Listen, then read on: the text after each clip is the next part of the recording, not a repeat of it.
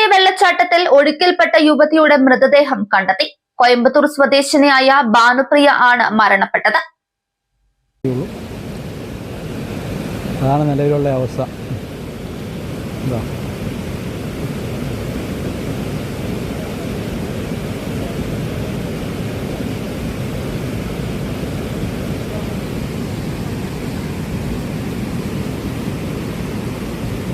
പാലക്കാട് കിഴക്കഞ്ചേരി പാലക്കുഴി വെള്ളച്ചാട്ടത്തിൽ ഒഴുക്കിൽപ്പെട്ട് കാണാതായ തമിഴ്നാട് സ്വദേശിനിയായ യുവതിയുടെ മൃതദേഹമാണ് കണ്ടെടുത്തത്. തമിഴ്നാട് കോയമ്പത്തൂർ സ്വദേശി ഭാനുപ്രിയ ആണ് മരണപ്പെട്ടത്.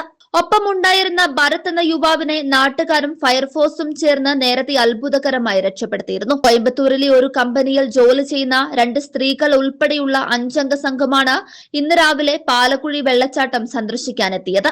ശക്തമായ മഴയെ തുടർന്ന് മലയോര മേഖലകളിൽ വിനോദസഞ്ചാരികൾക്ക് വിലക്ക് ഏർപ്പെടുത്തിയിരുന്ന സമയത്താണ് വനത്തിനുള്ളിലുള്ള ഈ അപകട മേഖലയിലേക്ക് സംഘം പ്രവേശിച്ചത്. വെള്ളച്ചാട്ടത്തിൽ കുളിക്കുന്നതിനിടെ ഭാനുപ്രിയയും ഭരത്തും ശക്തമായി ഒഴുക്കിൽപ്പെടുകയായിരുന്നു. ഭരത്തിനെ രക്ഷപ്പെടുത്താൻ കഴിഞ്ഞെങ്കിലും ഭാനുപ്രിയ ഒഴുക്കിൽപ്പെട്ടു. തുടർന്ന് ഫയർഫോഴ്സ്, പോലീസ്, പ്രാദേശിക രക്ഷാപ്രവർത്തകർ എന്നിവർ നടത്തിയ ദീർഘനേരത്തെ തിരച്ചിലിനൊടുവിലാണ് വെള്ളച്ചാട്ടത്തിന്റെ അടിഭാഗത്തു നിന്ന് മൃതദേഹം കണ്ടെടുത്തത്.